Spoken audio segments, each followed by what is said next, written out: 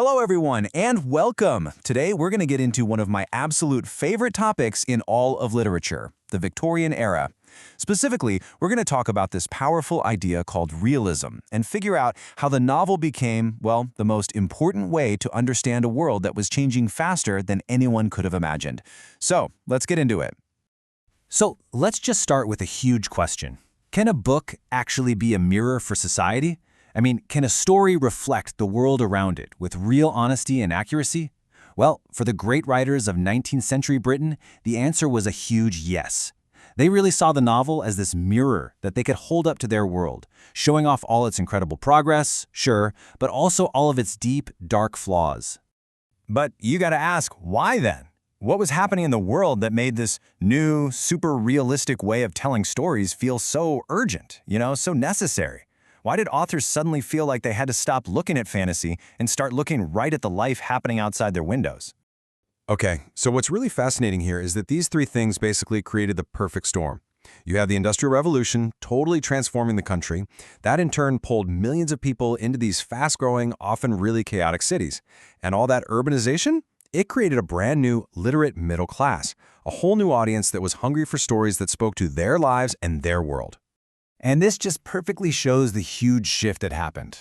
Literature was moving away from the whole Romantic era, with its focus on big emotions, wild nature, and individual imagination. The Victorians, they turned their eyes inward, right towards the busy cities, the complicated social rules, and the difficult, messy truths of everyday life. They wanted to capture reality exactly as it was. So if the Victorian novel was a mirror, what did it actually reflect? When these writers held it up to society, what were the images that stared right back at them? Let's take a closer look. Well, they saw all the huge issues of their time. The shocking gap between the rich and the poor, the rigid class system, the struggle of individuals, especially women, against these suffocating social rules. And of course, the tough moral choices that people had to make every single day. These weren't just abstract ideas. This was the real stuff of Victorian life. And this right here is the game changer. The heroes of these novels, they weren't kings or knights or some mythical figures. They were ordinary, relatable people. A lot of them were middle class, just struggling to find their place, trying to figure out their careers, their families, and their own conscience in this crazy, complicated new world. But here's where that metaphor gets even deeper. See, Victorian authors didn't just passively reflect what they saw. The novel wasn't just a mirror. It became a megaphone. They used their stories to amplify the injustices they were seeing, basically shouting for attention and demanding social change.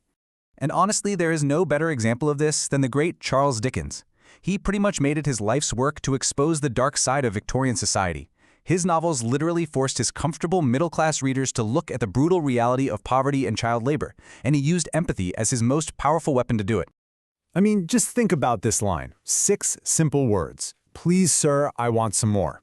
Through the voice of this tiny, starving orphan, Dickens didn't just tell a story, he delivered this incredibly powerful blow against a cruel system.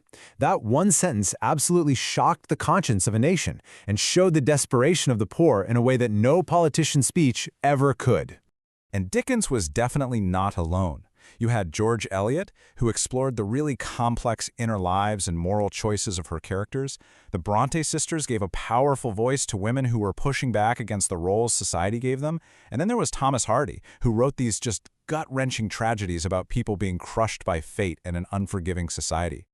Okay, so let's pull all these threads together. What are the essential things that make a novel a work of Victorian realism? What's the secret recipe? It really boils down to 3 key ingredients. First, you need detailed, vivid descriptions that make the world feel totally real. Second, a deep moral seriousness. These stories are about right and wrong and the choices that make us who we are. And third, a sharp critique of society, a real desire not just to describe the world, but to actually make it better. And that's really the ultimate takeaway. For the Victorians, the novel was so much more than just entertainment. It was the most important literary form of the time because it had a job to do. It was a powerful tool for social examination, for debate, and, at the end of the day, for reform. Which, brings us right back to today. The Victorian era might be long gone, but this idea of realism definitely isn't. So I'll leave you with this question to chew on. What are the stories today, in books, in movies, on TV, that are holding up a mirror to our society right now? And what do you see when you look in it? Thanks so much for joining me for this one.